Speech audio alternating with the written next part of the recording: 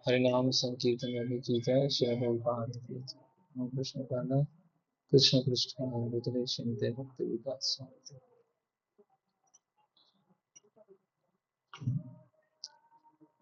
ओम नमो भगवते वासुदेवाय। ओम नमो भगवते वासुदेवाय। ओम नमो भगवते वासुदेवाय।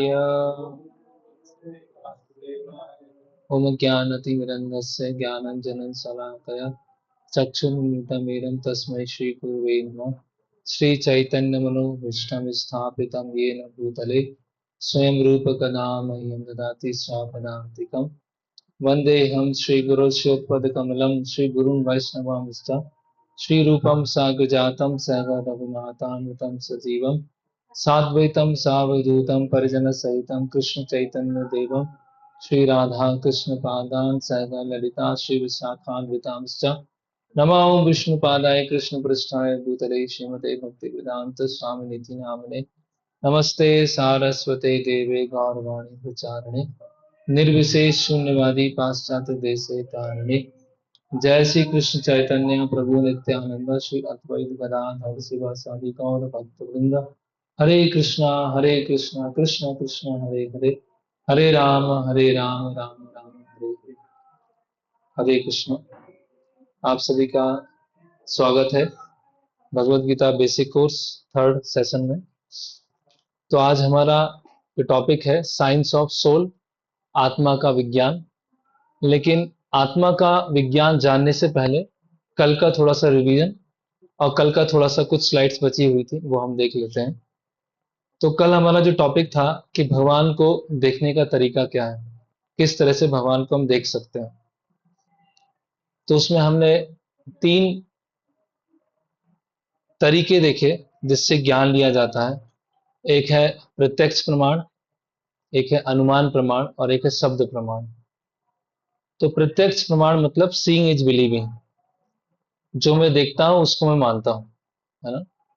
तो हमने देखा हमारी 5 ज्ञानेंद्रियां होती हैं और 5 ज्ञानेंद्रियों से हम जो ज्ञान लेते हैं वो अल्टीमेटली क्या होता है, इम्परफेक्ट होता है, अपूर्ण होता है। क्योंकि आंखों की क्या है, अपनी एक लिमिटेशन है, कानों की अपनी एक लिमिटेशन है। तो कोई कितना भी अच्छा इंस्ट्रूमेंट बना ले, है ना, साइंस की फील्ड में कितना भी आगे बढ़ जाए, लेकिन अंततः जो रिजल्ट आएगा, परिणाम आएगा, वो क्या होगा, अपूर्ण होगा, इम्परफेक्ट होगा। क्योंकि बहुत सारे अपूर्ण मिलके उसको काम कर रहे हैं, है ना। जैसे हमने देखा कि अगर मैथमेटिकल इक्वेशन है, उसका जो फर्स्ट स्टेप वो गलत हो जाए, हमने कुछ जोड़ने में घटाने में कुछ गलती कर दिया और हमने 1-2 पेज भर दिए, उसका जो एंड रिजल्ट आएगा वो क्या आएगा, वो गलत आएगा, है ना।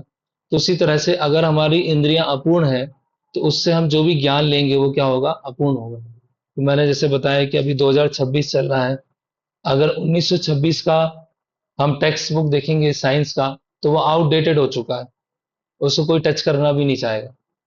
उसी तरह से 3026 में जब पहुंचेंगे मनुष्य, तो 2026 की नॉलेज आउटडेटेड हो जाएगी। तो उसका मतलब क्या है, ये जितनी भी नॉलेज है वो सब रिलेटिव है, कोई एब्सोल्यूट नॉलेज नहीं है। जो आज हम ज्ञान ले रहे हैं वो 500 साल के बाद बेकार हो जाएगा, उसका कोई यूज नहीं बचेगा। सब बोलेंगे आदिवासी लोग ऐसा काम करते थे, है ना। तो अभी हमें चाहिए है परफेक्ट नॉलेज, लेकिन हमारे जो सोर्स हैं वो क्या है, सारे इम्परफेक्ट हैं। तो अनुमान से भी काम नहीं चलेगा। जैसे हमने देखा डार्विनिज्म के बारे में देखा कि डार्विन ने कल्पना किया, मनोकल्पना किया, इट में बी पॉसिबल, ऐसा संभवतः हो सकता है। तो उसने बहुत ही विचित्र विचित्र से बात दिए, कैसे वो भालू से व्हेल मछली बन गया और कैसे छोटे से एक समुद्र में रहने वाले जीव से एक मनुष्य बन गया, जिसका कोई भी किसी भी तरह का प्रूफ नहीं है ना, वो हमने देखा। और अंतिम में आए हम शब्द प्रमाण। शब्द प्रमाण मतलब किसी ऑथोरिटी से जिसके पास पूरा ज्ञान है उनसे सुनना। जैसे कि हमारी पिता कौन है, उसके लिए हमें डीएनए टेस्ट करने की कोई जरूरत नहीं है, है ना। या हमें अनुमान लगाने की जरूरत नहीं है। अगर हम अपनी माँ से पूछेंगे तो माँ बता देगी कि ये पिता है, और वही अपने आप में कंप्लीट आंसर है, उस पर कोई डाउट करने की जरूरत नहीं है। तो उसी तरह से अगर हमें अपने पिता का पता लगाना है, परम पिता का पता लगाना है, तो माँ क्या है? शास्त्र, वेद। और शास्त्रों को बताया जाता है संस्कृत में अपौरुष्य। अपौरुष्य मतलब जो किसी साधारण पुरुष ने नहीं लिखे हैं, साधारण व्यक्ति ने नहीं बोले हैं, ये अपौरुष्य है। अपौरुष्य मतलब जिनमें चार तरह की त्रुटियां नहीं होती हैं। अपूर्ण इंद्रियां नहीं होती हैं, वो भ्रमित नहीं होते हैं, गलतियां नहीं करते हैं, धोखा नहीं देता है। एक मनुष्य में ये चार तरह की त्रुटियां होती हैं, है ना? वह उसकी अपूर्ण इंद्रियां हैं, वो भ्रमित होता है, बहुत सारी पिक्चर्स देखी थी हमने, है ना? गलतियां करता है, बहुत सारी मेडिसिन गलती में बन जाती हैं, बहुत लोगों की डेथ हो जाती है। ब्रेन को कुछ समझा जाता था, ब्रेन है कुछ, और धोखा देते हैं, है ना? धोखा कि आधुनिक मनुष्य 10,000 साल पहले आया, उससे पहले तो आधुनिक मनुष्य था ही नहीं, तो ऐसे धोखाधड़ी भी चल रहा है ना? लेकिन शास्त्र का है अपौरुष्य। अपौरुष मतलब जो साधारण पुरुष ने नहीं लिखे हैं या बोले हैं। ये एक ऐसी पर्सनैलिटी से आए हैं जिसमें ये चार तरह के डिफेक्ट्स नहीं होते हैं। ठीक है? केवल अब फिर हमने आगे देखा कि केवल स्क्रिप्चर से नहीं होगा। स्क्रिप्चर्स को पढ़ाने के लिए, जैसे टेक्स्ट बुक को पढ़ाने के लिए टीचर्स होते हैं, प्रोफेसर्स होते हैं, उसी तरह से स्क्रिप्चर्स को पढ़ाने के लिए सेंट्स, साधु होना चाहिए या गुरु होना चाहिए, है ना? और वो टीचर कोई भी नहीं पढ़ा सकता है ना? वो कोई यूनिवर्सिटी है ना, या कॉलेज है ना? तो एक इंस्टीट्यूशन होना चाहिए। तो इंस्टीट्यूशन मतलब संप्रदाय होना चाहिए। तो प्रॉपर संप्रदाय, प्रॉपर साधु या गुरु, और प्रॉपर स्क्रिप्चर्स, ये तीनों अगर साथ में मिलते हैं तो फिर हम भगवान के बारे में जान सकते हैं। भगवान क्या, जीवन की और भी बहुत सारी चीजें उसके बारे में जान सकते हैं। तो हम सभी का, विशेषकर भारतीयों का, शास्त्रों के ऊपर से विश्वास क्यों हट गया, वहां पे हमने कल छोड़ा था, है ना? तो जो मैकोले है, उसने ब्रिटिश पार्लियामेंट में कहा कि मैं भारत गया तो वहां पे कोई मुझे चोर नहीं मिला, कोई बेरोजगार नहीं मिला, कोई गरीबी नहीं मिली, सब बहुत खुशी से रहते थे, परिवार बहुत साथ में रहते थे, इकोनॉमिकल प्रॉब्लम नहीं था, कानून, शिक्षा बहुत ही सस्ती थी। ये सब उसने, मैकोले ने देखा, सोने की चिड़िया उसको बोलते थे। क्योंकि भारत के लोगों का, हमारे जो वैदिक स्क्रिप्चर्स हैं, वैदिक शास्त्र हैं, उनके अनुसार जीवन को चलना, है ना? उनके अनुसार वो जीवन चलाते थे। इसकी वजह से अपने आप ही भौतिक रूप से भी बहुत संपन्न थे, है ना? तो भारत के ऊपर नजरें बहुत पहले से हैं। सबसे पहले मोहम्मद गौरी गजनबी, ये लोग आए, सोमनाथ मंदिर लूट के चले गए, है ना? कुछ लोग पुर्तगाली आए तो गोवा में राज्य बना लिया, मुंबई में राज्य बना लिया। ब्रिटिशर्स आए तो केरला में सबसे पहले आए। तो सबका भारत के ऊपर नजर था, क्योंकि अधिकतर जगह बसी हुई नहीं थी। धीरे धीरे वहां पर शहरीकरण हो रहा था, या बहुत सारी जगह तो रेगिस्तान पड़े हुए थे। लेकिन सब देख रहे थे भारत में बहुत सारा धन है, भारत में बहुत खुशहाली है, भारत के लोग क्या बहुत समृद्ध हैं। तो मैकोले ने, जो कि खुद अपने आप में एक नास्तिक व्यक्ति है, वो ऐसा बोल रहा है कि आध्यात्मिक और सांस्कृतिक विरासत, कि भारत के लोग इतने संपन्न क्यों हैं, क्योंकि वहां पर आध्यात्मिक और सांस्कृतिक विरासत है।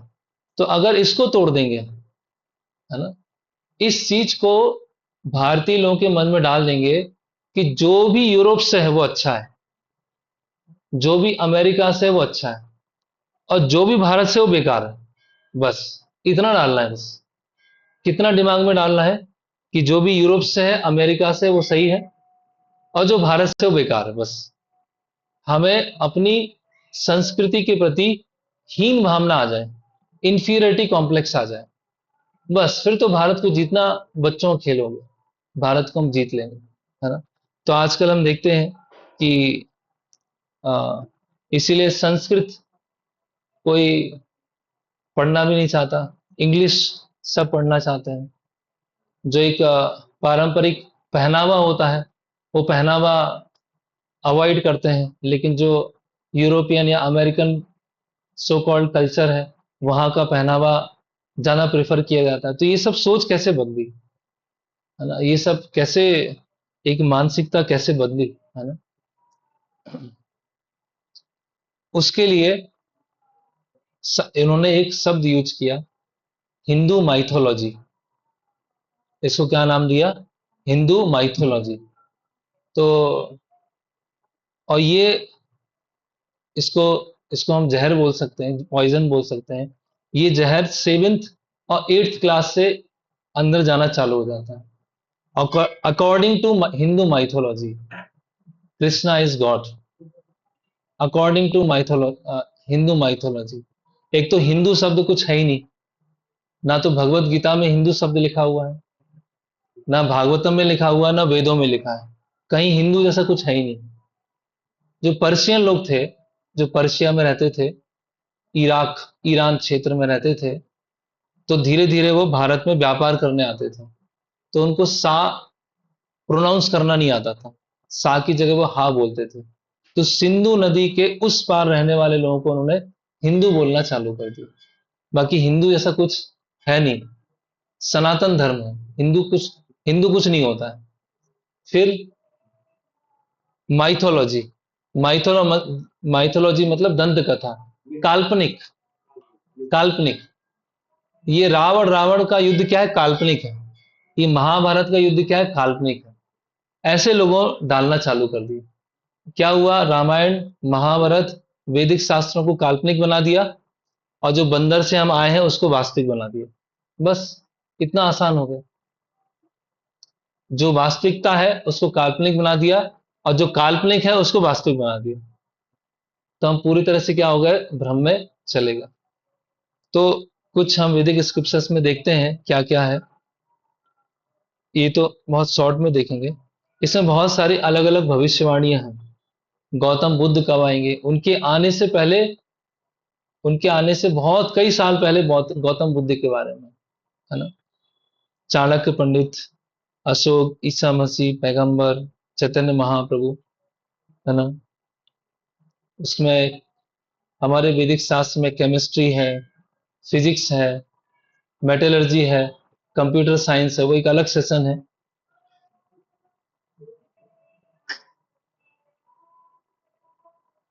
इतने सारे,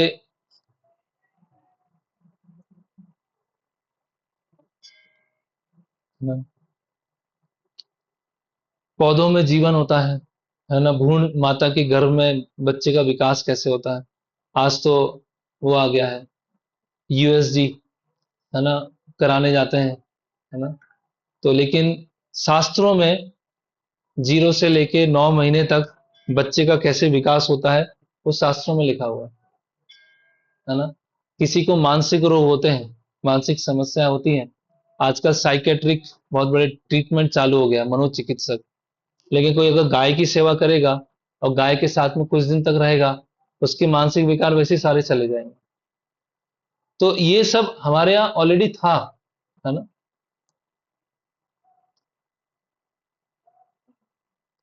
ये सब कुछ vastu, organic farming, astrology, astronomy, सब कुछ यहाँ पर अवेलेबल था। ओके, अब ये प्रश्न आता है कि जो आध्यात्मिक ज्ञान है वो किससे लिया जाए। किसी से भी ले सकते हैं। जैसे कि कल मैंने एग्जांपल बताया था कि किसी को हार्ट सर्जरी सीखना है तो किसी से भी सीख लेगा। तो रोड पे चलते हुए व्यक्ति, थोड़ा बताना भैया कैसे ऑपरेशन होता है, किसी से तो नहीं सीखेगा ना। वो स्पेशलिस्ट के पास जाएगा ना, चेक करेगा ना वो सही एक्सपर्ट है या नहीं है। तो उसी तरह से आध्यात्मिक ज्ञान कहीं से भी नहीं ले सकते हैं, है ना। मैं रेलवे स्टेशन गया, वहां पर कोई बुक थी, वो मैंने उठाया और पढ़ के थोड़ा मैं सीख गया। अभी आध्यात्मिक ज्ञान कैसा हो गया है, खिचड़ी बन गई है सब। थोड़ा उधर से ले लिया, थोड़ा इधर से ले लिया, थोड़ा इधर से ले लिया, थोड़ा सा इधर, थोड़ा इधर, और खुद एक बहुत बड़े फिलोसोफर बन गए। ना कभी भगवत गीता पूरा पढ़ा होगा, ना ये शास्त्र पढ़ा होगा, ना ये शास्त्र पढ़ा होगा। थोड़ा रील से देख लिया, थोड़ा शॉर्ट से देख लिया, थोड़ा चलते फिरते किसी से बात कर लिया, कभी थोड़ा पढ़ लिया, और हम सोचने लगे कि हमें आध्यात्मिक ज्ञान आने लगा। ऐसे आध्यात्मिक ज्ञान नहीं आएगा।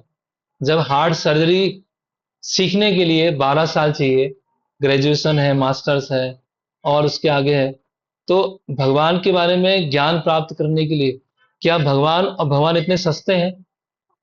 क्या भगवान इतने चीप हैं कि थोड़ा बहुत इधर उधर थोड़ा बहुत देखने से, थोड़ा बहुत ज्ञान लेने से भगवान के बारे में पता चले? भगवान इतने सस्ते नहीं है, भगवान इतने चीप नहीं है, है ना? भगवान को प्राप्त करना बहुत आसान है, लेकिन सस्ता नहीं है। बहुत आसान है। जो भगवान को अप्रोच करना बहुत ही आसान है, बहुत कुछ, बहुत नियम नहीं है, लेकिन सस्ता नहीं है, चीप नहीं है ना? तो कैसे अप्रोच किया जाए, उसके लिए चार संप्रदाय हैं, इसको हम देखते हैं। तो इस्कॉन एक संस्था है, ऐसी कई संस्थाएं हैं। तो आप कहीं भी जुड़े, ऐसा जरूरी नहीं कि इस्कॉन ही है। इस्कॉन के अलावा और भी कई प्रमाणिक संप्रदाय हैं, वहां आप जुड़ेंगे परफेक्ट है। जैसे ऐसा नहीं है कि भोपाल में एक ही स्कूल है और सब पेरेंट्स अपने बच्चों को एक ही स्कूल में भेजेंगे, ऐसा नहीं है। पेरेंट्स, अगर भोपाल में 20 स्कूल हैं तो 20 स्कूल में किसी भी स्कूल में भेज सकते हैं, बस वो 20 स्कूल गवर्नमेंट एफिलेटेड होना चाहिए, यही देखेंगे ना।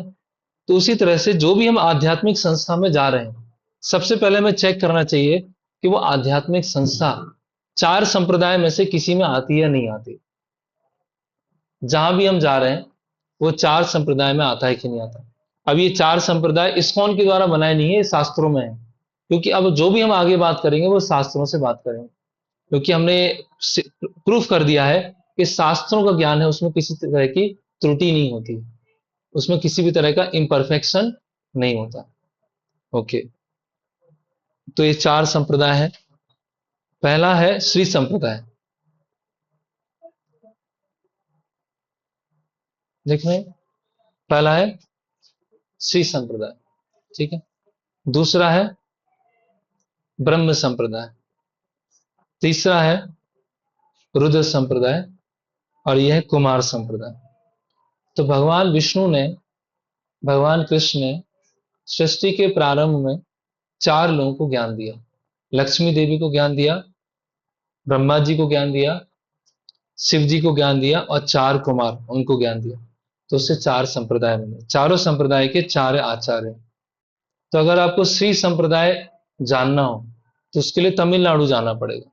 तमिलनाडु में बहुत सारे श्रीरंगम मंदिर है, मदुरई मंदिर है ना, बहुत, कुंभकोणम है, ऐसे बहुत सारे विशाल बड़े बड़े मंदिर हैं जहां पर श्री संप्रदाय के अंतर्गत चलते हैं, है ना। फिर ब्रह्म संप्रदाय। तो इस्कॉन मंदिर जो है वो ब्रह्म संप्रदाय के अंतर्गत आता है। ब्रह्म संप्रदाय के मुख्य मंदिर कर्नाटक में उडुपी जगह है ना, मणिपाल उसके पास में उडुपी जगह है। तो वहां पर ये अ, ब्रह्म संप्रदाय है। और रुद्र संप्रदाय, ये राजस्थान में नाथ द्वारा, श्रीनाथ जी, वहां पर ये रुद्र संप्रदाय है। और कुमार संप्रदाय ये भी राजस्थान, वृंदावन, गोवर्धन उसके आसपास में जगह है। तो अभी हम कोई भी आध्यात्मिक संस्था ज्वाइन करें आगे चल के भविष्य में, पहले हम चेक कर लें कि इन चारों संप्रदाय में से किसी एक संप्रदाय में है या नहीं है। इन चारों संप्रदाय का नाम कहाँ दिया हुआ है? पद्म पुराण में दिया हुआ है। कि पद्म पुराण में बताया गया है कि कलयुग में अगर किसी को आध्यात्मिक ज्ञान लेना है तो उनको इन चारों संप्रदाय में से किसी एक संप्रदाय में को एक्सेप्ट करना होगा। उसी तरह से हो गया कि मान लीजिए अभी तो बहुत सारी यूनिवर्सिटीज हो गई, तो पहले पूरे भारत में सपोज 4 या 5 यूनिवर्सिटीज थी। दिल्ली यूनिवर्सिटी है, या मुंबई में है, चेन्नई में है, ऐसे कुछ 4-5 यूनिवर्सिटीज हैं। तो अगर आपको ये कोर्स करना है तो आपको ये 4-5 यूनिवर्सिटीज हैं, वहां जाके आपको कोर्स करना पड़ेगा। कहीं भी जाके कोई भी कोर्स नहीं कर सकते हैं। तो उसी तरह से वैदिक शास्त्रों को समझने के लिए ये चार परंपराएं। संप्रदाय का मतलब क्या होता है? सम्यक प्रदायते इति संप्रदाय। One who gives complete knowledge is called संप्रदाय। जिस इंस्टीट्यूशन से, जिस परंपरा से पूरा ज्ञान मिलता है, कंप्लीट पूरा ज्ञान मिलता है, उसको बोलते हैं संप्रदाय। यहां कोई हम सांप्रदायिक झगड़े की बात नहीं कर रहे हैं कि एक संप्रदाय ऊपर है, एक संप्रदाय नीचे है, उसको मारो, इसने ऐसा किया, उसने ऐसा किया। वो तो सांप्रदायिकता बना दी है। वो तो एक छोटी सोच के कारण वो झगड़े होते हैं। संप्रदाय मतलब one who gives complete knowledge, जिसके माध्यम से पूरा ज्ञान आता है, उसको बोलते हैं संप्रदाय। तो ऐसे क्या है, चार ब्रांच। तो चार ब्रांच में से, है ना, जैसे बैंक का अकाउंट खुलवाएंगे तो किसी भी बैंक में अकाउंट नहीं खुलाएंगे, पता चला वो बैंक का ही दिवालिया हो गया, वही बैंक पैसा लेके दुबई भाग गया हो। हम देखेंगे कि ये बैंक बीओबी है, एसबीआई है, एचडीएफसी है, आईसीआईसी है, उसमें अकाउंट खुलवाएंगे। उसी तरह से अगर आध्यात्मिक ज्ञान लेना है तो इन चार संप्रदाय में से लेना होगा। अभी हर संप्रदाय में बहुत सारी अलग अलग ब्रांचेस हैं, है ना।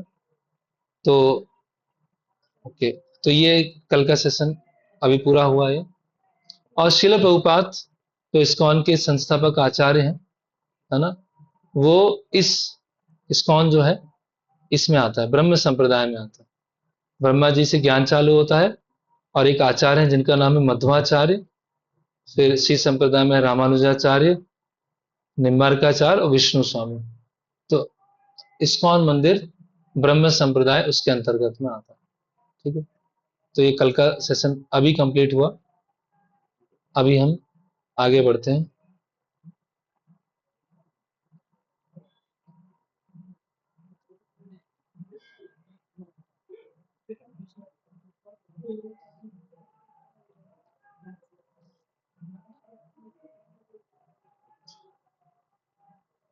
तो आज हमारा सेशन है वह है आत्मा का विज्ञान, साइंस ऑफ सोल।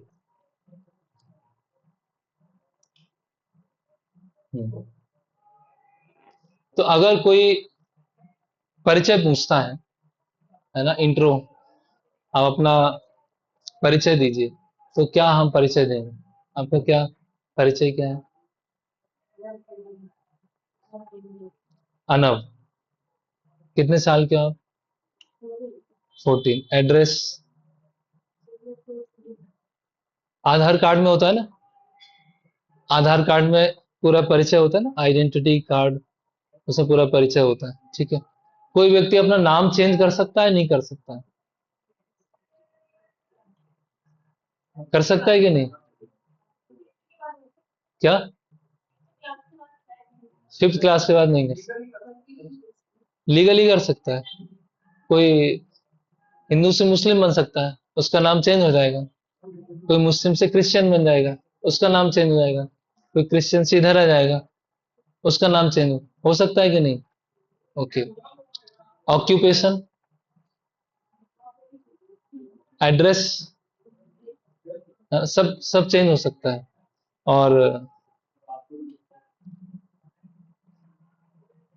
और अभी तो मेडिकल साइंस ने से मेल से फीमेल बन सकते हैं, फीमेल से मेल बन सकते हैं। तो कहने का मतलब पूरी आइडेंटिटी चेंज हो सकती है, पूरी आइडेंटिटी चेंज हो सकती है। तो एक एक्सपेरिमेंट किया गया 1980 के दशक में। हमारा जो मनुष्य शरीर है उसमें सभी तरह के रसायनों को इकट्ठा किया गया। कैल्शियम, मैग्नीशियम, सोडियम, पोटेशियम, जितने पानी है, सब। गजनपुर। हम्म। हाँ। हाँ, तो ये मनुष्य में जितने भी केमिकल्स होते हैं उनको इकट्ठा किया गया और सबका रेट निकाला गया। क्योंकि अगर हम केवल शरीर से बने हुए, पंच महाभूत से बने हुए केवल शरीर ही हैं, तो देख लेते हैं शरीर में क्या क्या है। तो उन्होंने निकाला, water, calcium, magnesium, phosphorus, iron, ये सब निकाले।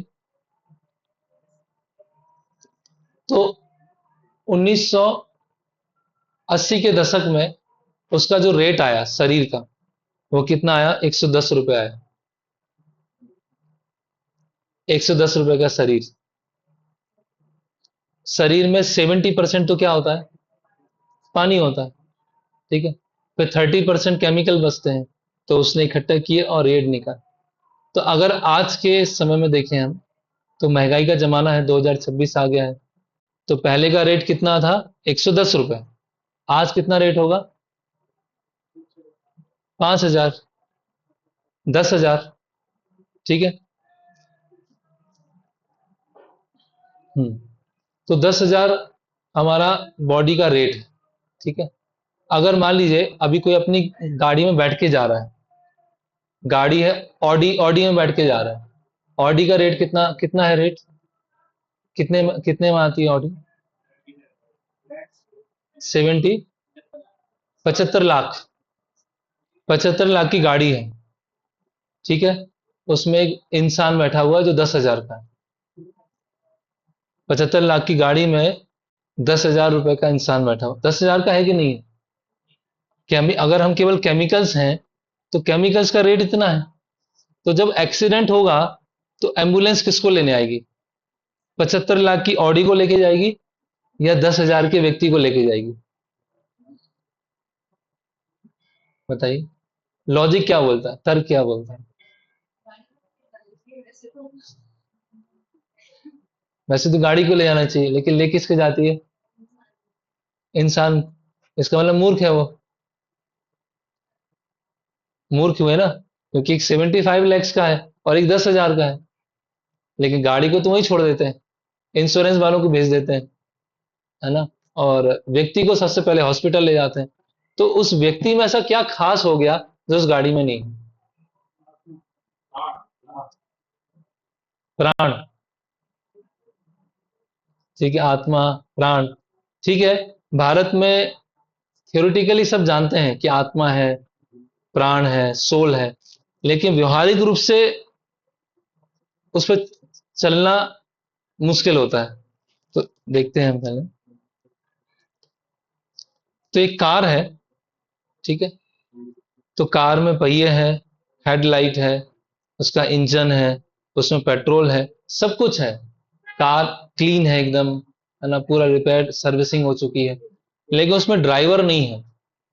तो कार थोड़े से भी आगे पीछे होगी, अभी कोई बोलेगा हम धक्का कर देंगे तो आगे चली जाएगी, उसकी बात नहीं हो रही है। गाड़ी क्या चलेगी अगर उसके अंदर ड्राइवर नहीं है तो उसी तरह से हाथ पैर सब कुछ है, लेकिन शरीर को चलाने वाला नहीं है ना। कभी कभी किसी की बहुत कम उम्र में भी, 18 साल, एक हॉस्पिटल में पेशेंट आया था, 18 साल की उम्र में उसको हार्ट अटैक आ गया, 18 साल की उम्र में हार्ट अटैक आ गया। तो जब मृत्यु हुई तो मृत्यु से पहले उसमें जितने केमिकल्स थे और मृत्यु के बाद जितने केमिकल्स थे सब सेम थे। फिर कौन चला गया? फिर क्या खत्म हो गया? मृत्यु से पहले जो केमिकल्स थे, अब लोग बोलते हैं ना बस यही जीवन है, आगे किसने देखा है ना, ना स्वर्ग होता है, ना नरक होता है, ना पुनर्जन्म होता है। ये पुनर्जन्म जैसा तो सब वो है, ख्याली पुलाव है, ये सब पुनर्जन्म जैसा कुछ नहीं होता। तो इसीलिए हम आत्मा को स्वीकार तो करते हैं, लेकिन वास्तव में अपने व्यवहारिक जीवन में स्वीकार करते हैं नहीं करते हैं वो इंपॉर्टेंट है। केवल थियोरिटिकली स्वीकार करने से हाँ आत्मा होती है, उससे काम नहीं चलेगा। तो अगर हम ये मानते हैं कि शरीर ही शरीर है और कुछ नहीं है, तो क्या हमारा जीवन का वो क्या होगा, जीने का मंत्र क्या होगा? खाओ पियो मौज करो, अगला जीवन किसने देखा है, ये हमारे जीवन का मंत्र हो जाएगा। सीक्रेट ऑफ सक्सेस, खाओ पियो मौज करो। अगर हम आत्मा और पुनर्जन्म को स्वीकार नहीं करते हैं, लेकिन अगर आत्मा को स्वीकार करते हैं, पुनर्जन्म को स्वीकार करते हैं, तो हम क्या हो जाएंगे, बहुत सावधान हो जाएंगे। इससे पहले ही मेरा जन्म हुआ है, इसके बाद ही मेरा जन्म होगा, तो ये सब ऐसे ही चलता रहेगा या ऐसे निकल भी सकते हैं, ऐसे क्वेश्चंस उठना चालू हो जाएंगे। अब बचपन में ऐसे क्वेश्चन होते हैं, बचपन में बच्चे माँ पिता से पूछता है वो तारा किसने बनाया और सूर्य किसने बनाया, ये सब आया कैसे? तो अधिकतर माता पिता बोलते हैं अरे चुप रहो, पढ़ाई पे ध्यान दो अपना, इन सब क्वेश्चन की क्या जरूरत है कि ये किसने बनाया, वो किसने बनाया, वो कैसे आया, अपना पढ़ाई करो, डॉक्टर इंजीनियर बनना है। तो हमारी जो जिज्ञासाएं होती हैं बचपन में जब हम प्रकृति को देखते हैं, तो जिज्ञासाएं धीरे धीरे क्या हो जाती है, बस उसको सप्रेस हो जाती है, उससे कोई आंसर नहीं मिलते। लेकिन उसके आंसर तो अभी हम डिस्कस कर रहे हैं। तो कार सब कुछ सही है, लेकिन कार को चलाने वाला कोई नहीं है, तो कार हिलेगी नहीं। तो उसी तरह से ओके, ये तो हमने देख लिया। तो ये भी हमने डिस्कस कर लिया कि कार में कोई व्यक्ति बैठ के जा रहा है और जब एक्सीडेंट होता है तो उस व्यक्ति को ले जाते हैं, कार को नहीं ले जाते हैं, क्योंकि व्यक्ति में एक बहुत इंपॉर्टेंट चीज है ना, वो क्या है अभी देखते हैं। तो आत्मा के प्रमाण, कि आत्मा का अस्तित्व है या नहीं है, उसके क्या प्रमाण। तो पहला, कॉमन सेंस, व्यवहारिक समझ। Common sense is a sense which is not so common. है तो वो कॉमन सेंस लेकिन इतना कॉमन नहीं होता है। तो जब किसी की मृत्यु होती है तो क्या बोलते हैं, क्या क्या बोला जाता है, चले गए, बोलते हैं चले गए, सब बोलते हैं चले गए, हमारे हमारे नाना जी चले गए, हमारे दादाजी चले गए, कहाँ चले गए, कौन चला गया। शरीर तो इधर ही है, शरीर तो सामने है। कोई गुजराती होंगे तो गुजरी गयो, चला वो भी। अलग अलग भाषा, पास्ट अवे, है ना, अलग अलग लैंग्वेज में अलग अलग तरीके से बोलेंगे, लेकिन सबका सार क्या होगा, वो चला गया। तो कौन चला गया, कौन चला गया। हाँ, इज नो मोर, करेक्ट। अब ये नहीं है, अब शरीर तो वही है। हाँ, तो वही, वो कहाँ पर है, कहाँ चले गए। तो इससे हमें एक हिंट मिलती है कि शरीर के परे भी कुछ है। अभी हम आत्मा उसको नहीं बोलेंगे, शरीर के परे कुछ है ना, इज नो मोर, है ना। ये चला गया तो कहाँ चला गया, कहाँ, कौन नहीं है। फिर ये दूसरा है,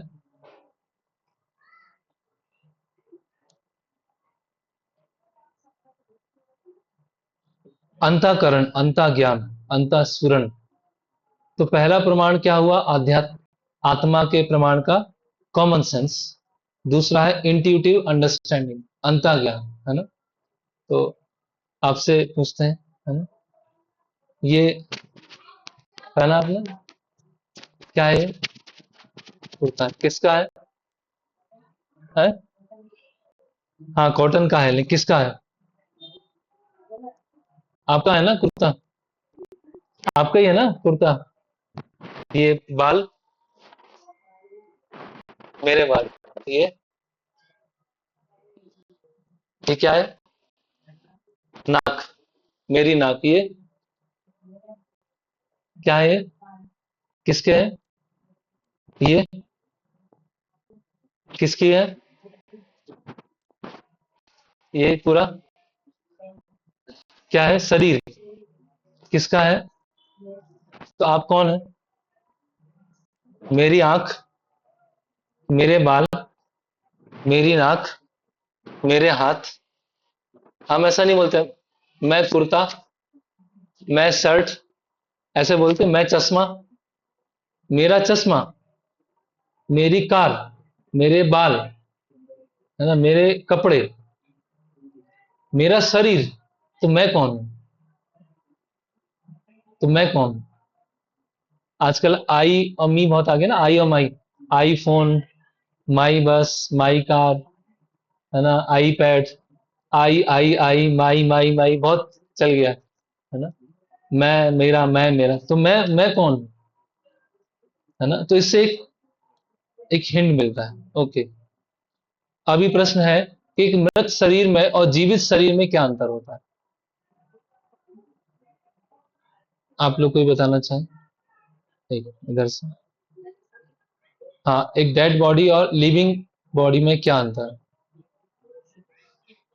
जी। डेड बॉडी में ऑक्सीजन नहीं ले पाते हो, ठीक है, और वो चल नहीं पाते हैं, और ये नहीं चल, ठीक है, ओके, सांस नहीं लेते हैं, और आप लोगों में से क्या, हाँ क्या नहीं करती, वही है, कुछ भी नहीं, मतलब कुछ भी नहीं, क्या क्या, आत्मा नहीं होती, क्या बोल नहीं पाते हो, अच्छा, हम्म, ठीक है। तो अंतर है कॉन्शियसनेस, चेतना, अवेयरनेस।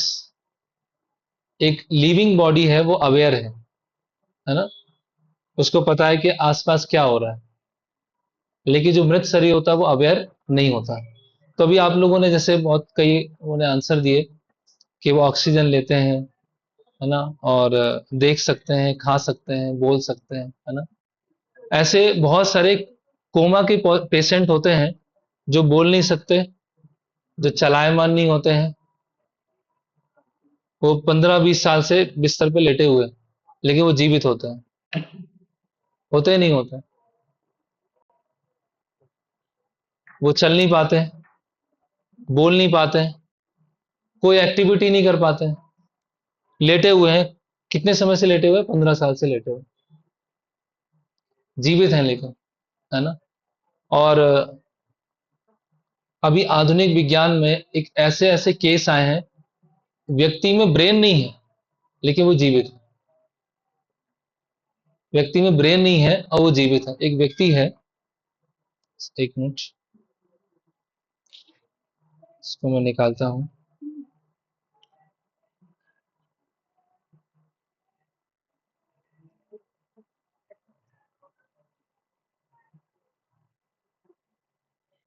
हम्म,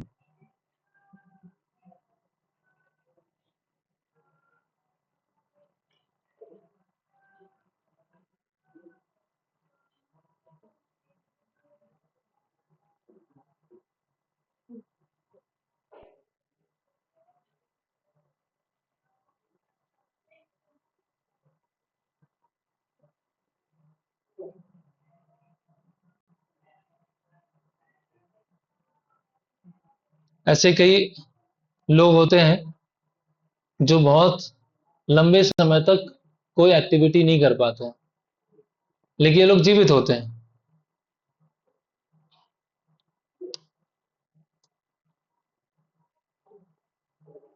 हम्म। एक व्यक्ति था 44 साल का, उसको सिरदर्द हुआ, उसकी पत्नी है, 2 बच्चे हैं, 44 साल का व्यक्ति था। वो डॉक्टर के पास में गया कि मुझे बहुत सिरदर्द है। तो डॉक्टर ने एमआरआई किया और पता चला कि उसका ब्रेन ही नहीं, भेजा नहीं है, ब्रेन ही नहीं है उसके, और व्यक्ति जीवित नॉर्मल है, शादी हो चुकी है, 2 बच्चे हैं, और जॉब करता है, आईक्यू भी एवरेज है उसका, फिर भी वो जीवित है। तो ऐसे इतने सारे केस हैं कि जीवन को बनाए रखने के लिए ऐसे ब्रेन की भी जरूरत नहीं है। ऐसे कई केस आए हैं। फिर हम देखते हैं।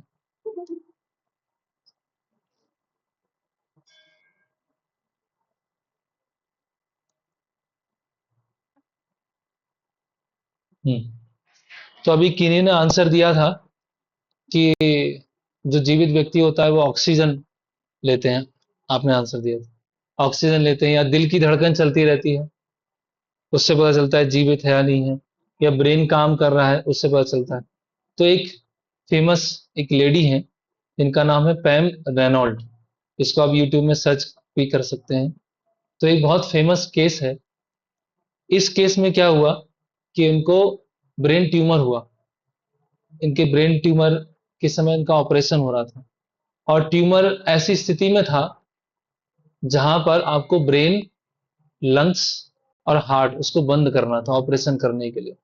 अगर ब्रेन, हार्ट और लंग्स चल रहे हैं तो व्यक्ति का ऑपरेशन नहीं हो सकता। वो उसमें ये जो बना हुआ है, ये जो है, ये ट्यूमर है, ये फट सकता है ना। जैसे मान लीजिए कोई गुब्बारा है ना, तो गुब्बारे को अगर नॉर्मल करना है तो हवा को क्या करना पड़ेगा, धीरे धीरे निकालना पड़ेगा। तो इसी तरह से यहाँ पर ट्यूमर बन गया था। इसमें से अगर ब्लड को कम करना है तो हार्ट को रोकना पड़ेगा, लंग्स को रोकना पड़ेगा, ब्रेन को रोकना पड़ेगा। तो ये जो पेशेंट थे, इनमें तीनों को रोक दिया। ब्रेन भी काम नहीं कर रहा है, हार्ट भी काम नहीं कर रहा है, ऑक्सीजन और लंग्स भी काम नहीं कर रहा है, कुछ नहीं हो रहा है। इनका ऑपरेशन हुआ, ऑपरेशन के समय जब 6-7 दिन हो गए तो इन्होंने बताया कि जब मेरा ऑपरेशन चल रहा था तो जहां पे डॉक्टर लोग ऑपरेशन कर रहे थे उससे मैं उस जगह से मैं बाहर आई और ऑपरेशन थिएटर के ऊपर से मैं सब कुछ देख रही थी। अभी कोई व्यक्ति फेमस होने के लिए भी कर सकता है ऐसा, इस तरह से बात कर सकता है। तो डॉक्टर लोगों ने बहुत सारे क्वेश्चन किए, फिर क्या हुआ, फिर क्या हुआ, फिर क्या हुआ, ऐसे कैसे हुआ, ऐसे क्या हुआ, ऐसे क्या हुआ। उन्होंने सारे आंसर एकदम सही बोले। अब उस पर्सन में ना तो ब्रेन काम कर रहा है, ना लंग्स काम कर रहा है, ना हार्ट काम कर रहा है, और उनको सब कुछ पता है। और ये विज्ञान के लिए बहुत बड़ा रहस्य है जो अभी तक विज्ञान इसको सुलझा नहीं पाया कि ऐसा क्या है। इसको बोलते हैं नियर डेथ एक्सपीरियंस, मृत्यु के समय के अनुभव। ये कोई भारत में आस्तिक शास्त्रों को पढ़ने वाली नहीं है, ये किसी दूसरे देश में यूरोप कंट्री से है। और ऐसा एक केस नहीं है, ऐसे हजारों केस जिनके साथ ऐसा एक्सपीरियंस होता है ना। ऑपरेशन होता है तो कान बंद है, आंखें बंद है, बेहोश कर दिया है। 7-8 दिन के बाद जब नींद खुली, चेतना आई, और वो एकदम एग्जैक्टली सब कुछ बता रहे, सब कुछ बता रहे। तो इसकी वजह से लोगों को लगने लगा कि अरे ये क्या हो गया, ये तो बहुत आश्चर्य की बात है। तो दूसरे, हम उसी पुरानी स्लाइड पे आते हैं अपने, चेतना। तो जो मृत शरीर है और जीवित शरीर है उसमें चेतना का अंतर है। हम विचार कर सकते हैं, अनुभव कर सकते हैं, और इच्छा कर सकते हैं। फीलिंग, थिंकिंग, फीलिंग और विलिंग। थिंकिंग विचार कर सकते हैं, फीलिंग मतलब भावनाएं होती है हमारे अंदर, अनुभव होते हैं, और विलिंग मतलब निर्णय लेते हैं, इच्छा करते हैं। एक रोबोट में और एक मनुष्य में क्या अंतर है? आजकल तो एआई के जमाने में रोबोट्स भी आ गए हैं, है ना। बहुत सारे लोग होते हैं अभी, जो लड़का है वो जॉब करने के लिए अमेरिका चला गया है। अब वृद्ध माता पिता हैं वो इंडिया में रह रहे हैं। अब उनको कैसे देखभाल की जाएगी? घर में रोबोट रख देते हैं और उसकी प्रोग्रामिंग अमेरिका से करते हैं। तो अभी एक रोबोट माता पिता का ध्यान कर रहा है और लड़का माता पिता का ध्यान रख रहा है। दोनों एक ही है, अलग अलग है। एक है तो कैसे एक है, अलग अलग है तो कैसे अलग अलग। अगर हम सब रसायन हैं और रोबोट भी रसायन है और हम भी रसायन है, तो दोनों एक हुए, अलग अलग हुए। कैसे अलग अलग? चेतना, ठीक है। और हाँ, फीलिंग्स नहीं है, इमोशंस नहीं है। यस, इलेक्ट्रॉनिक मशीन है, लेकिन हम मशीन नहीं है। हम मशीन के बियॉन्ड कुछ दूसरे हैं। मशीन किससे बनी होती है? मेटल, पृथ्वी, जल, अग्नि, वायु, आकाश, पंच महाभूत। हमारा शरीर किससे बना हुआ है? पंच महाभूत। तो अगर हम केवल मशीन है, इसीलिए आजकल लोग क्या बोले, मशीन की तरह बनते जा रहे हैं। इसीलिए तो आज मशीन की तरह होते जा रहे हैं, है ना। मशीनीकरण का एक दुष्प्रभाव क्या है? लोग मशीन बन रहे हैं, है ना। कोई आपस में संबंध नहीं है, डोमेस्टिक प्रॉब्लम्स हैं, सोसाइटी के लेवल पे प्रॉब्लम्स हैं, ऐसे बहुत सारे अलग अलग प्रॉब्लम्स आ रहे हैं क्योंकि सब क्या होते जा रहे हैं, मशीन बनते जा रहे हैं। एक पर्सन से मशीन में, रोबोट में चेंज हो गए। तो इसीलिए हम लोग क्या है, एक रोबोट या कंप्यूटर नहीं है। हमारे हमारे अंदर विचार कर सकते हैं, हम लोग अनुभव कर सकते हैं, हम लोग निर्णय ले सकते हैं। एक और उदाहरण, ठीक है।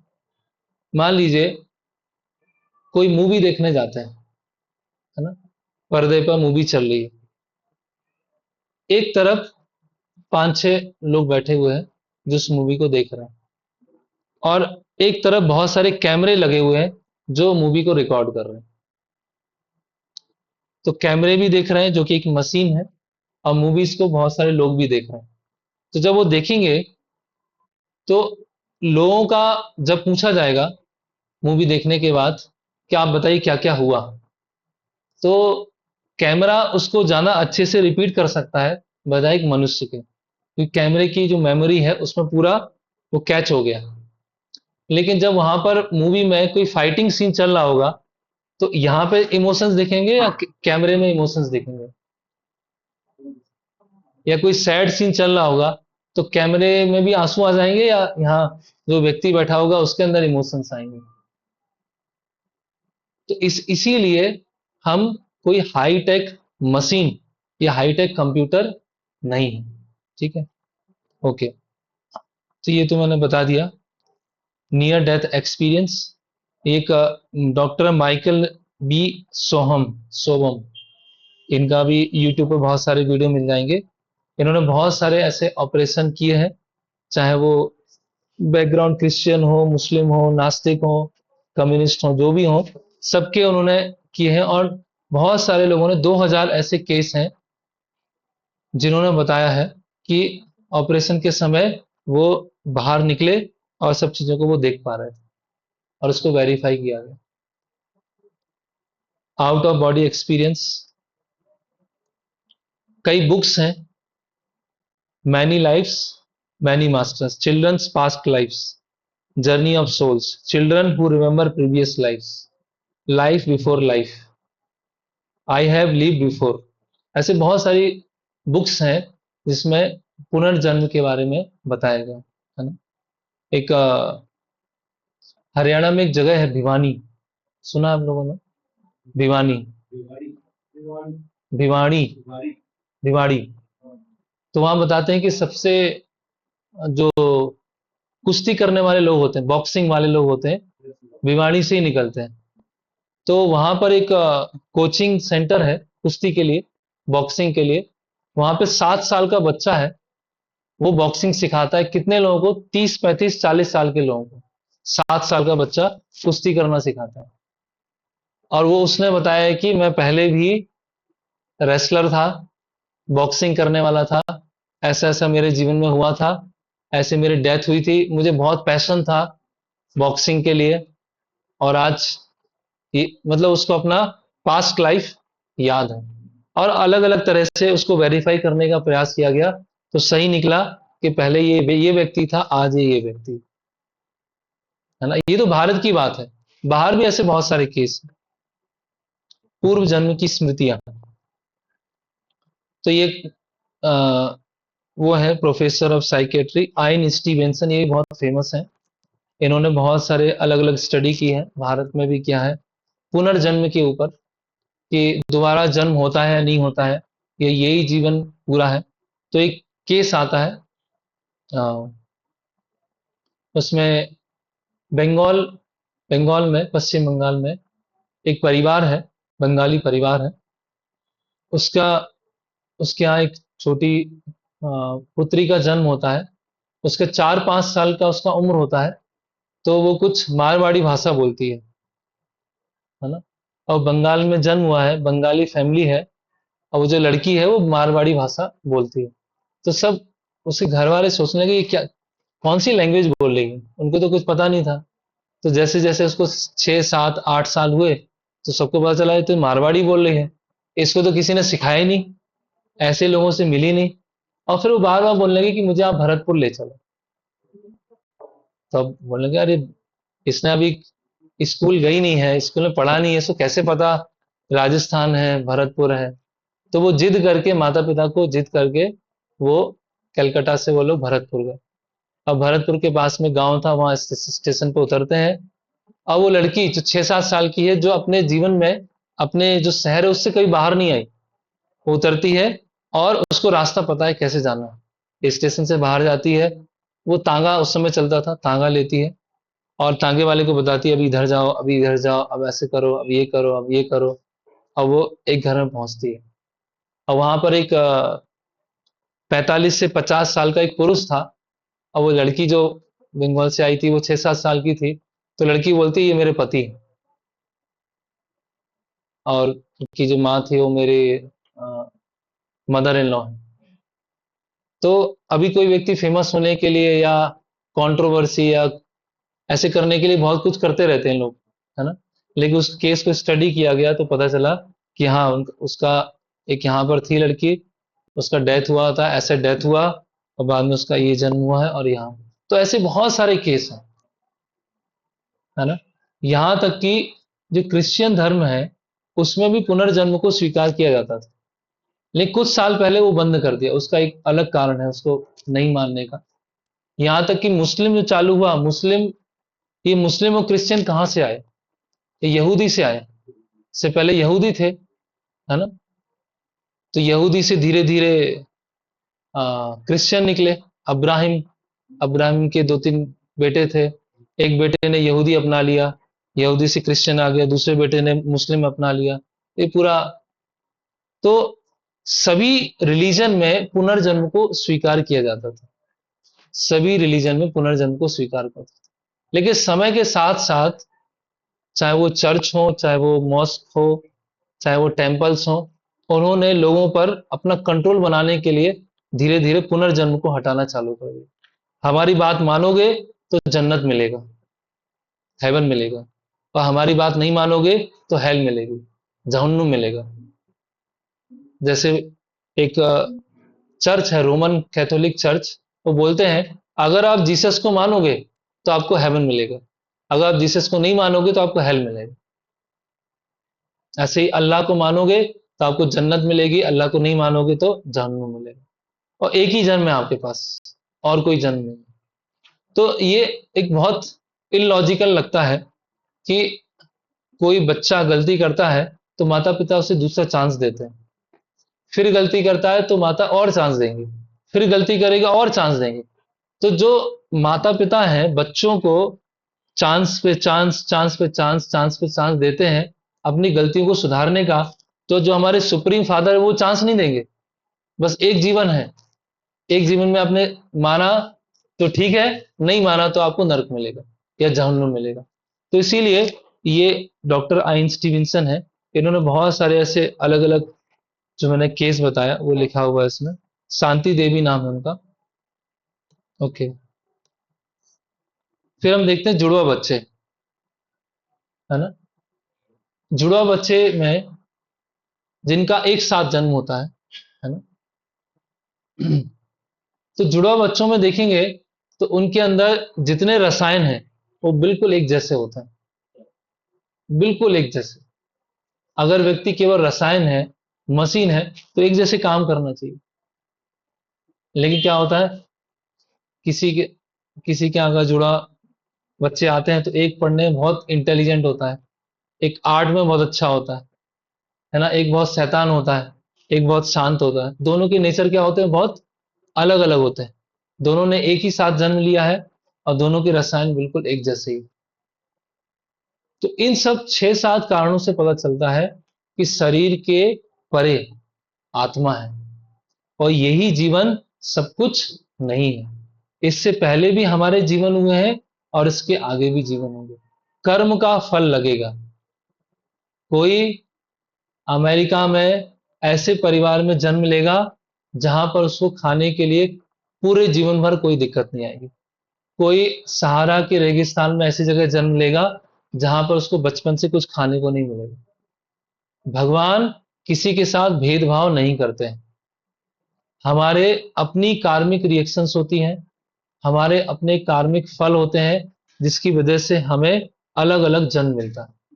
और हमारी कार्मिक रिएक्शन फल कहां से बनते हैं? अपने कर्मों के माध्यम से। वो हमारा चौथा सेशन है। तो आत्मा का क्या होता रहता है? शरीर परिवर्तन होता रहता है।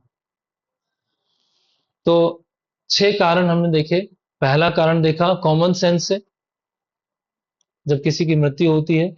दूसरा कारण देखा, जैसे बच्चे ने बताया मेरा कुर्ता, मेरे बाल, मेरा शरीर, तो मैं कौन हूं? दूसरा हमने कारण देखा चेतना। जब कोई मूवी देख रहा है, रोबोट है और एक मनुष्य है, उसमें क्या अंतर होता है? चौथा कारण हमने देखा मृत्यु के समीप के अनुभव। पांचवा कारण हमने देखा कि पूर्व जन्म की स्मृतियां। और छठा कारण देखा ये जुड़वा, ट्विंस। अभी तक इसमें शास्त्र कहीं नहीं आया अभी तक, ये सब जो, ओके, तो ये सारांश है। क्या हम केवल रसायन हैं? तो रसायन नहीं है। हम रोबोट नहीं है। हम हाईटेक कंप्यूटर नहीं है। हम विचार कर सकते हैं, हम फील कर सकते हैं, हम निर्णय ले सकते हैं। करेक्ट? ऐसे ही है कि नहीं? ओके। तो ये 6 कारण है: व्यवहारिक समझ, अंतःस्फुरण, चेतना, मृत्यु के समीप की अनुभूति, पूर्व जन्म की स्मृतियां और इसमें ट्विंस लिखा नहीं है। अभी तक इसमें किसी को प्रश्न है, डाउट है तो पूछ सकते हैं। फिर हम 5-10 मिनट का और बचा हुआ है, उसके बाद एंड करेंगे। अभी तक किसी को इसमें डाउट है?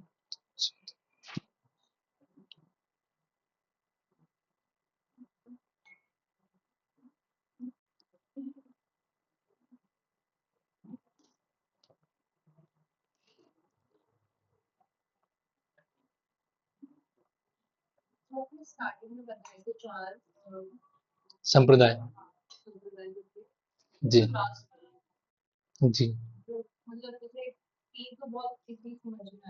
हम्म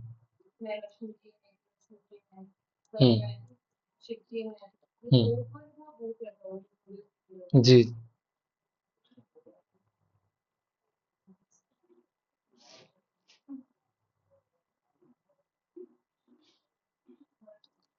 श्री लक्ष्मी दी, ब्रह्मा जी, रुद्र शिव जी, कुमार। कुमार कौन है? जब ब्रह्मा जी सृष्टि करना चालू करते हैं तो उनकी जो पहली संतान होती है, 4 छोटे छोटे बच्चे होते हैं, उनको चतुष्कुमार बोलते हैं। तो वो 4 कुमार जो हैं, उनसे एक संप्रदाय आता है, उसको बोलते हैं कुमार संप्रदाय। इस तरह से। जी। हाँ, प्रजापति। जी जी। ब्रह्मा जी का, ब्रह्मा जी की कई अलग अलग संतानें हुई हैं, तो ये चतुष्कुमार सबसे पहले थे। क्या? 4 4 बच्चे। हाँ। और कोई प्रश्न आत्मा से संबंधित? इसमें तो बहुत सारे प्रश्न आ सकते हैं।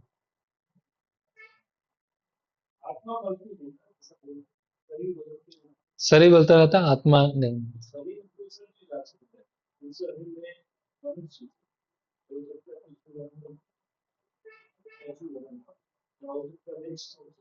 जी। अभी मान लीजिए। हाँ, एक मिनट, इस क्वेश्चन को आंसर देता हूँ। अथर्व, आपका बेटा, जाता है डीवी मॉल में कपड़े खरीदने। ठीक है? तो वो कपड़े खरीदेगा, तो खरीदने का क्राइटेरिया क्या होगा? क्या क्या वो देखेगा? कोई भी हम में से अगर कोई जाते हैं मॉल में कुछ खरीदने के लिए, तो क्या क्राइटेरिया से हम खरीदेंगे? हाँ, एक तो वो हो गया, वैरायटी हो गई। चॉइस, चॉइस, चॉइस क्या है? चॉइस हमारी क्या है? चॉइस हो गया, करेक्ट। क्या पसंद आ रहा है हमें? और दूसरा क्या देखेंगे? साइज, वो तो चॉइस में आ गया। Budget, budget. चॉइस क्या है और बजट क्या है? ठीक है। तो हमें अगला शरीर कैसे मिलता है? हमारी इच्छा क्या है? इच्छा मतलब चॉइस। और बजट मतलब हमारा कर्म फल कितना है, कितने पुण्य किए हैं, कितने पाप किए हैं। अभी मान लीजिए किसी को लीडर बनने की बहुत इच्छा है, स्कूल में है तो क्लास मॉनिटर बनना है उसको, कॉलेज में आया तो जनरल सेक्रेटरी बनना है ना, ऑफिस में आया तो वहां पे लीडर बनना है, सोसाइटी है, कॉलोनी है, उसका लीडर बनना है, प्रेसिडेंट बनना है। ऐसी उसकी लीडर बनने की बहुत इच्छा है, लेकिन उसके जो कार्य है बहुत पाप से भरे हुए हैं, बहुत पाप कर रहे हैं। तो अगले जन्म में वो कुत्तों का लीडर बन जाएगा, बुलडॉग बन जाएगा। बन गया, लीडर बन गया, ऐसा भौंकेगा सब भागेंगे उससे। पूरी गली में अगर 20 कुत्ते हैं तो उसका वो लीडर होगा। तो भगवान क्या करते हैं, जैसे हम जब कपड़े खरीदने गए तो हमारी चॉइस थी, हमारा बजट था। तो भगवान भी क्या करते हैं, इसकी इच्छा क्या है? अच्छा, इच्छा तो ये है, इसको ये बनना है, लेकिन काम इसने बहुत ही बेकार किया, तो ठीक है, इसको यहाँ का राजा बना देते हैं। इस तरह से काम चलता है, इस तरह से शरीर मिलता है। ठीक है। हाँ।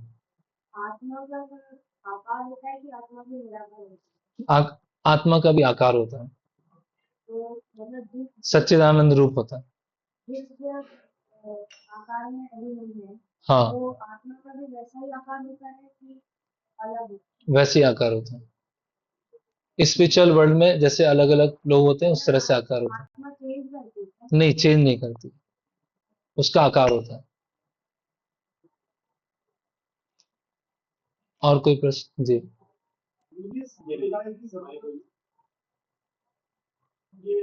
संप्रदाय की जरूरत की मान पड़ी, मतलब भगवान को की तरह संप्रदाय बनाने पड़े? नहीं, जरूरत नहीं पड़ी। भगवान ने सिस्टम बनाया है, अगर आपको ज्ञान लेना है। नहीं तो आप देखिए, बहुत सारे छिन्न भिन्न, हर कोई अपना, बहुत सारे गुरुजी मिल जाएंगे आपको। आप उज्जैन जाएंगे, प्रयागराज जाएंगे, वाराणसी जाएंगे, गली गली में गुरुजी बैठे हुए हैं। तो कौन सही है कौन गलत है, किससे लिया जाए किससे नहीं लिया जाए, ये तो परखना पड़ेगा ना। डॉक्टर के पास भी जाते हैं तो कितना परख के जाते हैं, कितने लोगों से पूछते हैं, अरे यार सही है, इसका ट्रीटमेंट कैसा है, एक्सपर्ट है या नहीं है। तो अगर हमें गुरु के पास में जाना है तो उसके लिए परख, उसके लिए भी टेस्टिंग होगा ना। तो सबसे पहली टेस्टिंग ये है कि वो चार संप्रदाय के अंतर्गत आना चाहिए। उसके बाद फिर और दूसरे भी लक्षण है, वो बाद में फिर डिस्कस होगा। तो ये जरूरत नहीं पड़ी, ये आवश्यक ही। जैसे गवर्नमेंट एफिलिएशन की क्या जरूरत है, शिक्षा तो कोई भी दे सकता है ना। लेकिन जब तक वो डिग्री नहीं मिलेगी, डिग्री से जॉब नहीं मिलेगा, तो डिग्री तो सही होना चाहिए ना। कोई भी अपना फोटोशॉप पर मेडिकल कॉलेज का सर्टिफिकेट बना दिया, भाई लो तुम डॉक्टर बन गए, तो ऐसे तो डॉक्टर नहीं बनेगा। तो उसी तरह से आध्यात्मिक ज्ञान के लिए चार संप्रदाय के अंतर्गत ही आना चाहिए। बटा हुआ जैसा महसूस होता है, ऐसा लगता है कि हम लोग बट जाते हैं एक नहीं, संप्रदाय। नहीं, इसीलिए मैंने बताया कि संप्रदाय मतलब जहां से पूरा ज्ञान आ रहा है। बटने की बात नहीं है, ये तो जोड़ने की बात। बटेंगे कब? जब ज्ञान नहीं होगा। जब ज्ञान नहीं होगा तो वासुदेव कुटुंबकम, पूरा विश्व ही भगवान का घर है। सब हम फैमिली हैं, एक ही फैमिली है। अगर हम सही ज्ञान समझेंगे, आत्मा ना तो हिंदू होती है, आत्मा ना तो क्रिश्चियन होती है, आत्मा तो मुस्लिम होती है, नास्तिक, आत्मा नास्तिक होती है, आत्मा कुछ नहीं, आत्मा भगवान की दास होती है। तो इसलिए पूरा संसार भगवान का घर है, हम सब भगवान की संतान हैं। तो आध्यात्म से जुड़ने से और बड़ा परिवार हो जाता है, संकीर्ण नहीं होता। संकीर्ण कहां होता है, मैं सही हूं तुम गलत, है ना। वो काफिर है, काफिरों को मारो, जिहाद, ऐसे ही होता है ना। या वो क्रिश्चियन है, यहूदियों को हम मारेंगे। जब संकीर्ण बुद्धि होती है, जब शरीर के स्तर पर होते हैं, तब ये झगड़े होते हैं।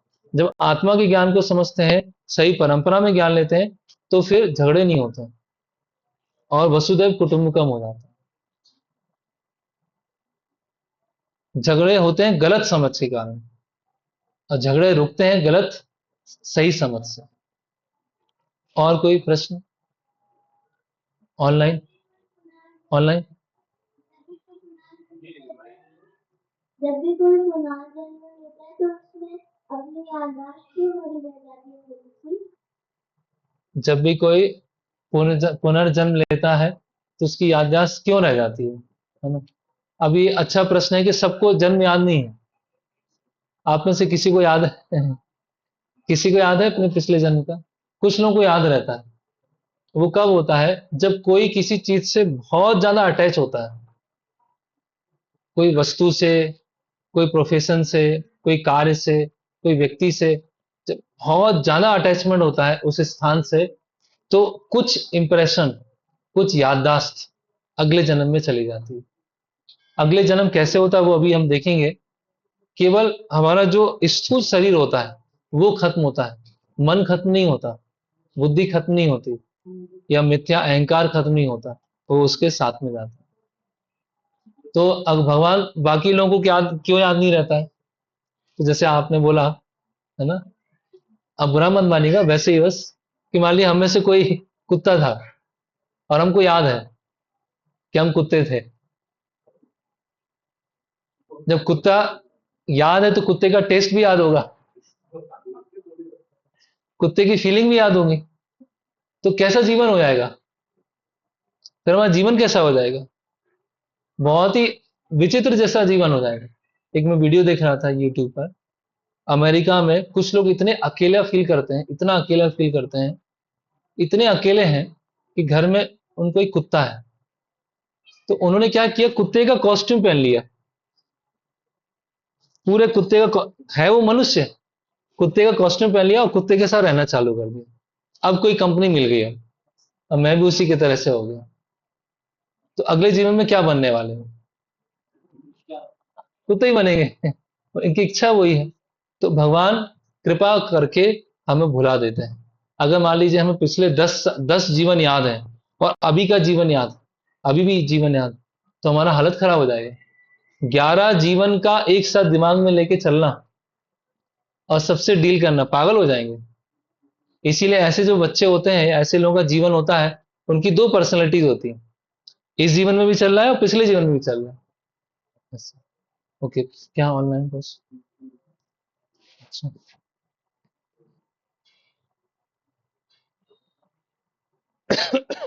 हरे कृष्णा, पूछिए आप, ऑनलाइन जो है।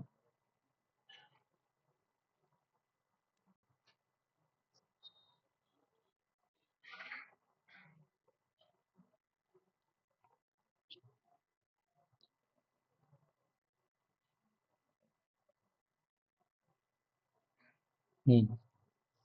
ओके, जब संप्रदाय के बारे में बताया जा रहा था तो आवाज नहीं आ रही थी, तो दोबारा पूछ रहे हैं।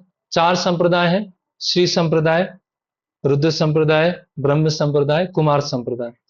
भगवान विष्णु ने, भगवान कृष्ण ने 4 लोगों को ज्ञान दिया, और कलयुग में अगर आध्यात्मिक ज्ञान लेना है तो 4 इंस्टीट्यूशन से ले सकते हैं। इस्कॉन जो है ब्रह्म संप्रदाय के अंतर्गत आता है। रुद्र संप्रदाय राजस्थान में मिल जाएगा, श्री संप्रदाय तमिलनाडु में मिल जाएगा, ब्रह्म संप्रदाय कुछ कर्नाटका में मिल जाएगा, वृंदावन गोवर्धन एरिया में भी बहुत सारे प्रमाणिक संप्रदाय हैं। तो इन 4 संप्रदायों से ज्ञान लेकर ही हमें परफेक्शन मिल सकता है, पूर्णता प्राप्त हो सकती है, ये बताएं। इससे और कोई क्वेश्चन इससे संबंधित? जी।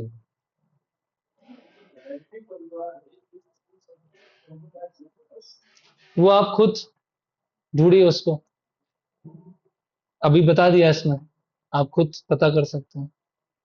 किसी के बारे में कमेंट करना वो अच्छा है कि आप खुद उसको पता लगाइए कि वो किस संप्रदाय में, तो वो ज्यादा अच्छा रहेगा। ओके। भौतिक दृष्टिकोण क्या होता है कि हम सब शरीर है बस, जड़ पदार्थों से बने हुए शरीर है, और हम रसायनों से बने हुए हैं। ठीक है, और मृत्यु के बाद सब कुछ खत्म हो जाएगा।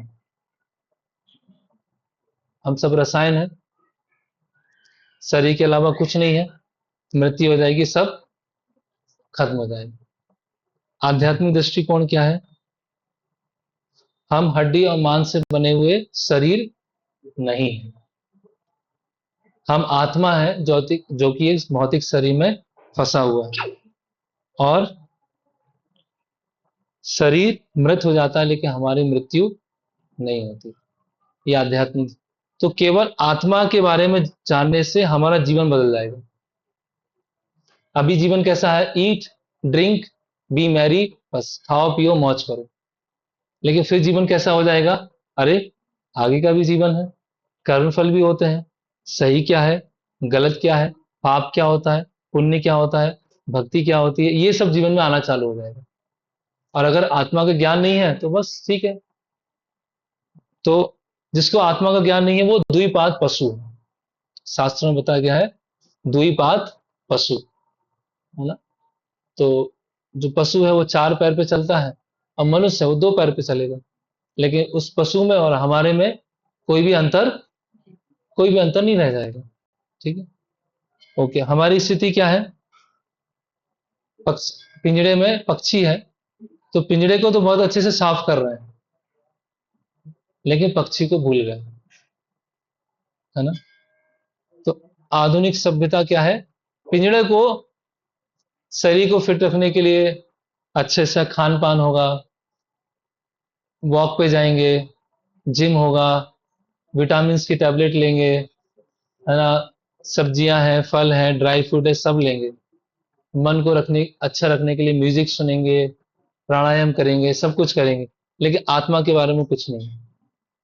आत्मा के बारे में जीरो, कुछ भी नहीं। तो पिंजरे को तो अच्छा चमका रहे हैं, लेकिन पिंजरे के अंदर जो पक्षी है वो बेचारा तोता क्या हो गया, मर गया एकदम। ऐसी हमारी स्थिति है। तो अभी 8:20 हो गया, तो यहाँ पर हम एंड करते हैं, और कल की सेशन में कुछ आत्मा के बारे में और चर्चा करेंगे। और कल हम देखेंगे कि अगर भगवान एक है तो अलग अलग धर्म क्यों हैं। किसी का प्रश्न था कल, यहाँ था या बाहर पूछा था कि अलग अलग धर्म क्यों हैं। ऐसे एक आया ना कि ये तो बंटना जैसा लगता है, हम बढ़ गए। तो उसके बारे में थोड़ा सा और विस्तार से देखेंगे। मुस्लिम है, क्रिश्चियन है, सनातन धर्म है, बुद्ध है, यहूदी है, ये अलग अलग धर्म क्यों है, असल कारण क्या है। तो यहाँ विराम लेते हैं। हरे कृष्णा कृष्णा कृष्णा हरे हरे, हरे राम राम राम हरे। तो अभी प्रसाद आप ले लीजिए, फिर दर्शन खुल जाएगा 8:30 से 8:45। तो दर्शन भी बाद में कर सकते हैं, और जिनको भी पूछना है वो पर्सनली मुझसे प्रश्न पूछ सकते हैं। हरे कृष्ण। श्रील प्रभुपाद की जय।